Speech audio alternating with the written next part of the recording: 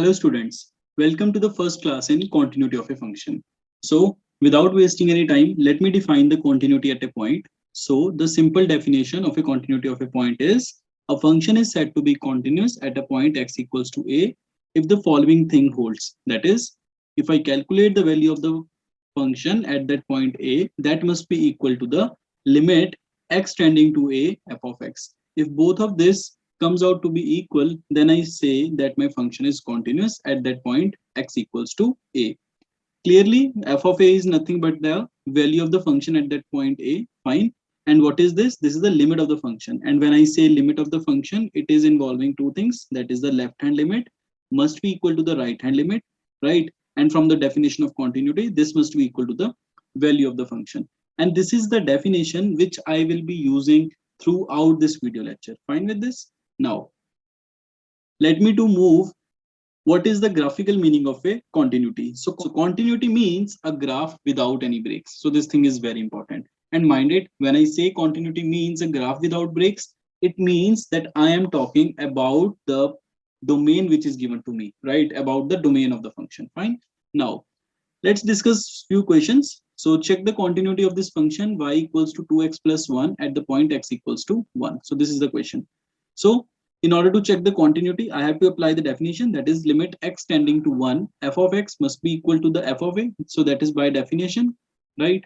Now, when I talk about the limit x tending to 1 f of x, so what is my f of x? That is 2x plus 3, right? And limit x tending to 1 of 2x plus 3. So this is the polynomial function, right?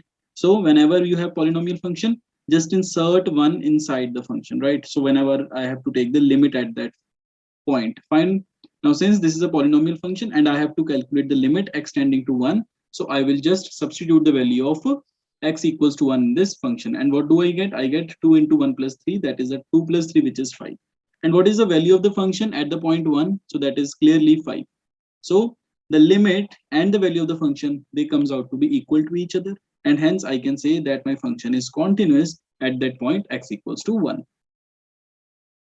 Moving on to the second example, that is f of x equals to x square at the point x equals to 0. Again, I apply the same definition, that is limit x tending to 0 f of x. Now, what is my f of x? So f of x is a x square. Again, this is a polynomial function. So you can just put the value of the x approaching to 0 inside the polynomial function, that is 0. So 0 square is nothing but 0.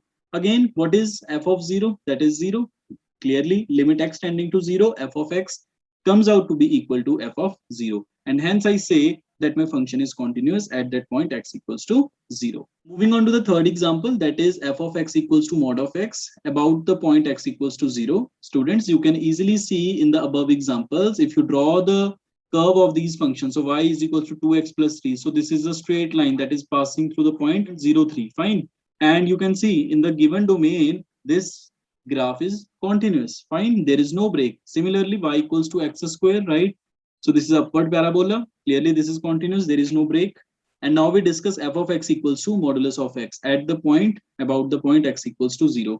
Clearly, if you draw the graph of this modulus of x, you can see there is no break about the point 0. So hence the function will definitely come out to be a continuous function.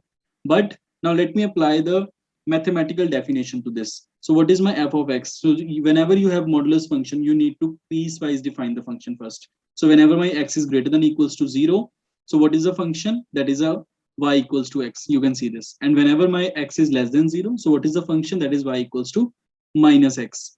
Fine. And what is f of 0? You can see equality is on this side. So f of 0 will come out to be 0. Now the important and interesting task is to calculate the limit. So when I have to calculate the limit about the point x equals to 0, that is limit x tending to 0 f of x. So in that scenario, I have to calculate the left hand limit also and the right hand limit. Now why I need to calculate this thing? Because you can see that my function breaks about the point 0. So the nature of the graph before 0 and after 0 is changing. So in that scenario, always calculate the limit using the definition, that is a LHL and RHL. So let me to start with LHL. So whenever I'm talking about the LHL, what do I mean? I mean limit x tending to 0 negative f of x. So it means that I have to come towards the point 0 from the left hand side, that is from this side. Fine. And whenever I'm coming from 0 negative, what is the value of the function? So that is minus x. You can see here. So I have just substituted a value of f of x to be minus x. And now since minus x is, you can see that minus x is a polynomial function. So you can insert the limit quickly inside and you will get the point 0. Similarly, if you calculate the limit x tending to 0 positive f of x, again, whenever you have to come towards the function f of x from the right hand side, right, towards the 0. So what is the behavior of the function? So you can see the behavior of the function is x. So just substitute the value of f of x equals to x. And now limit x tending to 0 positive, and that too of x, this is nothing but 0. Fine. So the LHL comes out to be equal to RHL, and that is equal to the value of the function. Fine. So and hence I say that my function, which is mod x, is a continuous function. Now let's see. Prove that the function f of x equals to 5x minus 3 is continuous at the point 0, minus 3 and 5.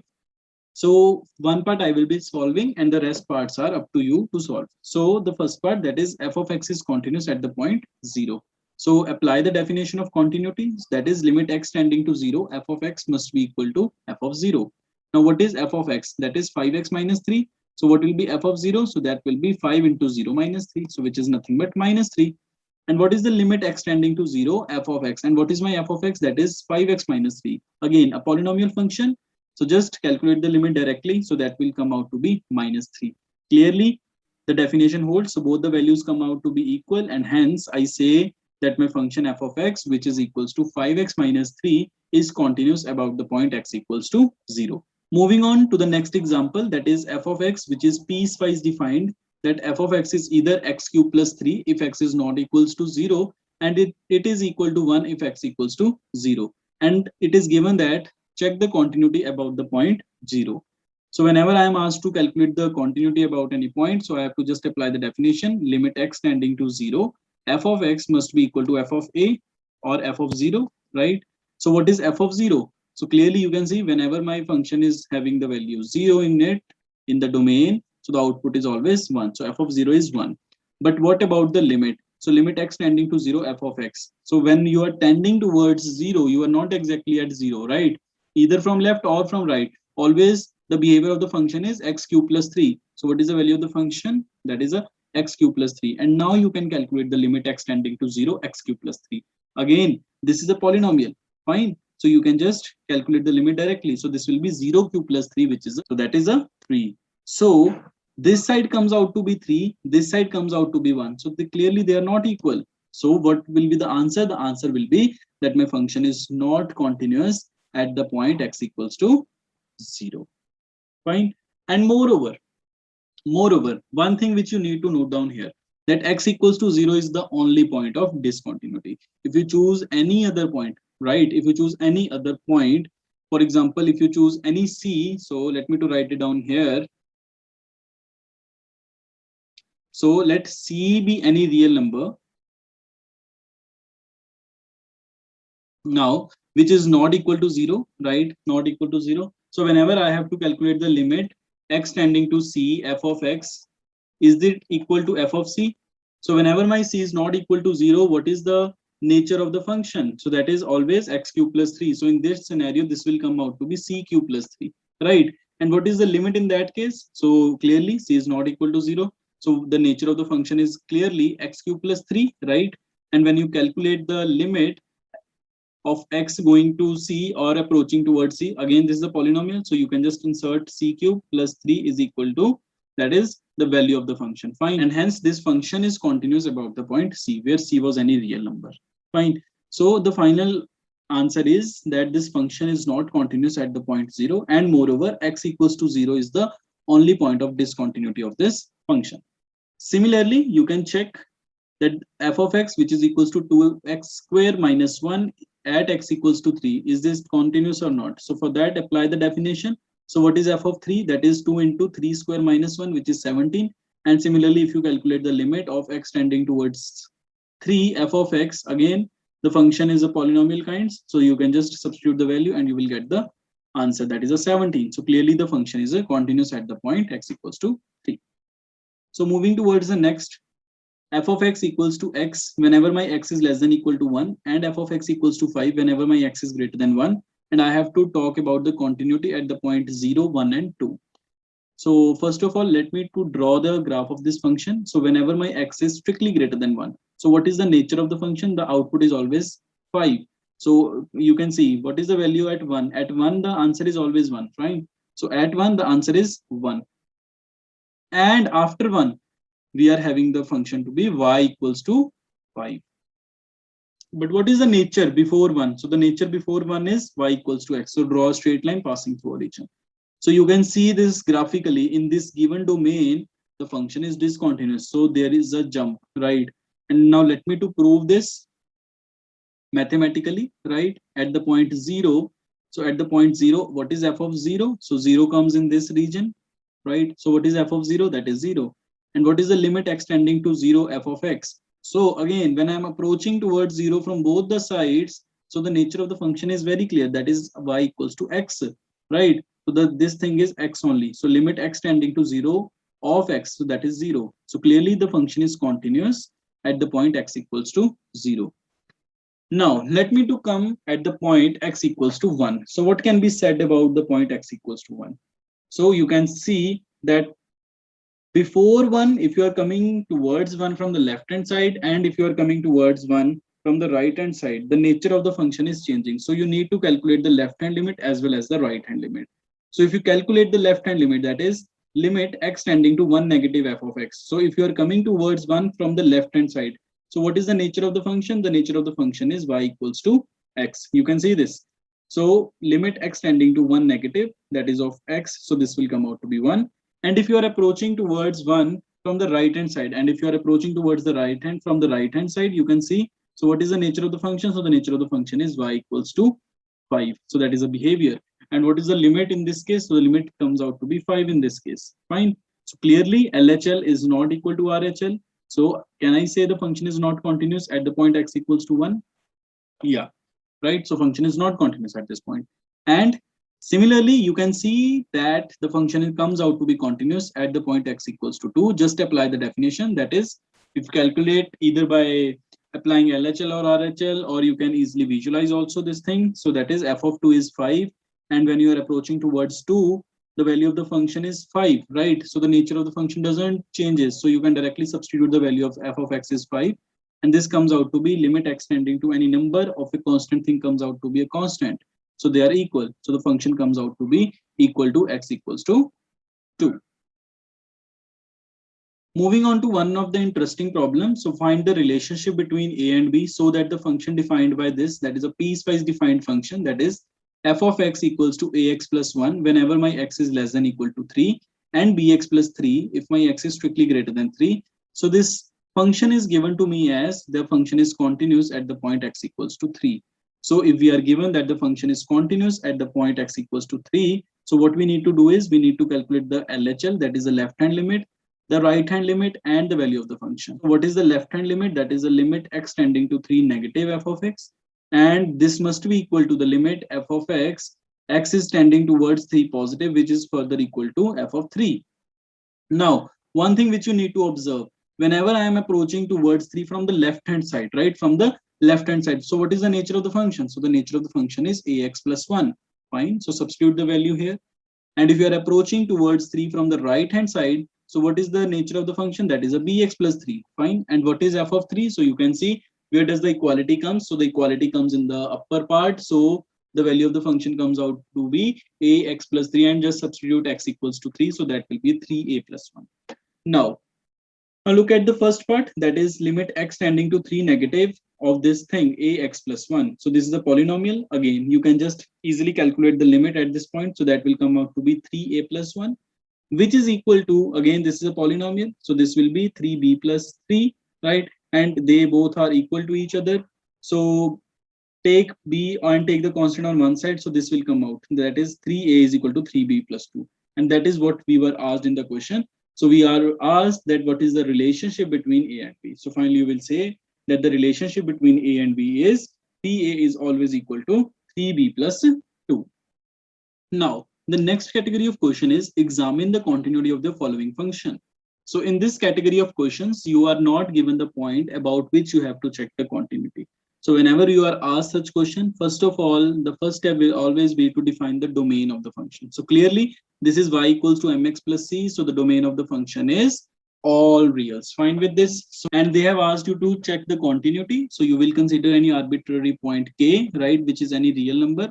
And what you need to calculate, that is limit x tending to k f of x. This must be equal to f of k. Fine. So if this thing holds, then I will say that my function is continuous. So what is f of x? So that is x minus 5. So what will be f of k? That will be k minus 5. Fine with this.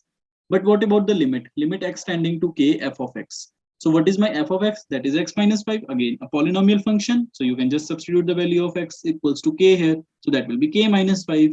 So the value of the function becomes equal to the limit of the above function, that is f of x equals to x minus 5, is continuous for all reals. Moving on to the second question. So f of x equals to 1 upon x minus 5 and x must be non-zero. Why? Because the domain of the function is all reals except 5, because at 5 my function will become undefined. So now I am choosing k to be any point. Fine with this. That is from the domain. So let k be any point from the domain of the f. Fine. Now, if I want to check the continuity, what do I need to do? That is a limit x tending to k f of x, that must come out to be equal to f of k. Now, what is f of k in this case? So f of k is 1 over k minus 1. So f of k comes out to be equal to 1 over k minus 1. But what about limit x tending to k f of x? So what is my f of x? That is 1 over x minus 5. And now mind it, my k is not equal to 0. Fine with this, because it is already defined that k is coming from the domain of f. And what is the domain of f? That is all reals except 5. So k is not equal to 0. So if I am approaching towards k, so what is the nature of the function? So the behavior of the function is 1 over x minus 5. Fine with this. So you can directly substitute the k inside, because k is not a point which is disturbing my function. Fine. So this is 1 over k minus 5. And can I say this is equal to f of k? Yes, this thing is true. And k is non-zero. So my function, that is f of x, is continuous at every point in the domain of f, right? So when I say domain of f, already I'm excluding the point 5. So hence I can say that my function is a continuous function. Moving towards the next question, that is f of x equals to x square minus 25 over x plus 5, and not include x equals to minus 5. Again, the same reasoning. Now limit x tending to k f of x. So what will be the limit in that case? So you can see this function can be written as x plus 5 into x minus 5, right? Whole divided by x plus 5 and just cancel out them. So this will be x minus 5. So limit x tending to k f of x. So what will it come out to be? So what is f of x? That is nothing but x minus 5. So the limit x tending to k will come out to be k minus 5. And which is clearly equal to f of k, because my f of x was x minus 5. So f of k will come out to be k minus 5. Fine. So can I say the function is continuous about all the point in the domain? Yes. Now, next very important category of questions. So when I'm asked to check the continuity of modulus of x minus 5. Fine. So firstly, you need to piecewise define this function. So f of x will be x minus 5 whenever my x will be greater than or equal to 5. And it will be minus of x minus 5 whenever my x is strictly less than 5. Fine. You can recall what is the definition of modulus of f. So that is x when x is greater than or equal to 0 and minus x when x is strictly less than 0. Fine. So just replace x with x minus 5 and you will get this piecewise defined function. Now, since you can see after 5, the nature of the function is x minus 5, and before 5, the nature of the function is minus of x minus 5, right? So when I have to choose now c be any point, right? C be any real number, because I have to check the continuity about a point. But the condition is here we will have 3 cases. Either c can be in this region, c can be in this region, or c can be exactly at that point, right? So we need to discuss this question in 3 parts. So the first part will be when c is less than 5, strictly less than 5. And whenever my function is strictly less than 5, what is the nature of the function? So the nature of the function is minus of x minus 5. So in this case, f of c will come out to be 5 minus c. Again, limit x tending to c f of x. So what was the nature of the function? When I am approaching towards c and c is strictly less than 5. So the nature of the function is 5 minus x. And if you take the limit, again, you can just finally substitute the value, that is x equals to c here. So that will be 5 minus c. And you can see the value of the function comes equal to the value of the limit, and hence function is continuous at all real numbers which are strictly less than 5. Similarly, when my c is strictly greater than 5. So what is your c? In that case, the function will have the nature as x minus 5 only, right? So if you substitute the value of c here, so what do I get? I get c minus 5. And what is the limit x tending to c f of x? Mind it, my c is greater than 5, right? So in that scenario, the function is having the nature as x minus 5. So what will be the limit of x tending to c? X minus 5. So that will be c minus 5. So can I say the function is continuous at all real numbers strictly greater than 5? Yes, the thing is true. But what about the third case when c is exactly equal to 5? Right, in that case, we need to calculate f of 5 and the limit. Clearly, where is the equality? The equality is in the upper piecewise defined function, right? So f of 5 will come out to be x minus 5 and substitute 5 here, that is 5 minus 5, which is 0. But what about the limit of the function? In that, now in this scenario, you need to calculate the left hand limit also and the right hand limit also. And when you are approaching towards 5 from the right hand side, so what is the nature of the function? So the nature of the function is x minus 5. And if you are approaching towards 5 from the left hand side, so the nature of the function is minus of x minus 5, right? So that is what I have written here. And now if you calculate the limit x tending to 5 positive x minus 5, so this will be 0. Substitute x equals to 5 here. And similarly, the left hand limit will also come out to be equal to 0, and which was equal to the value of the function. So combining all the cases c1, c2, and c3, can I say that my function is continuous at every real number, right? So therefore, the function f of x is a continuous function. Moreover, you can draw the graph of this function. So this is a modulus of x minus 5. So it is having the center 5, right? And you can easily see there is no break in the graph of the function. So the function f of x, which is equal to mod of x minus 5, is a continuous function. Before concluding this lecture, I will like to give you a homework. So find all the points of discontinuity of the function f, where f is defined as f of x, which is equal to 2x plus 3 when x is less than or equal to 2, and 2x minus 3 when x is strictly greater than 2. So in this case also, you should have three cases, right? When c equals to 2, when c is strictly greater than 2, and when c is strictly less than 2. So you should check about these points, and you should check all the points of discontinuity, and you can mention your answer in the comment section. So in the upcoming video lectures, I will be discussing more concepts of continuity. So I hope you have understood this video lecture. For more such videos, do subscribe to my YouTube channel and do not forget to press the bell icon. Thank you so much, students, for watching out this video. Thank you.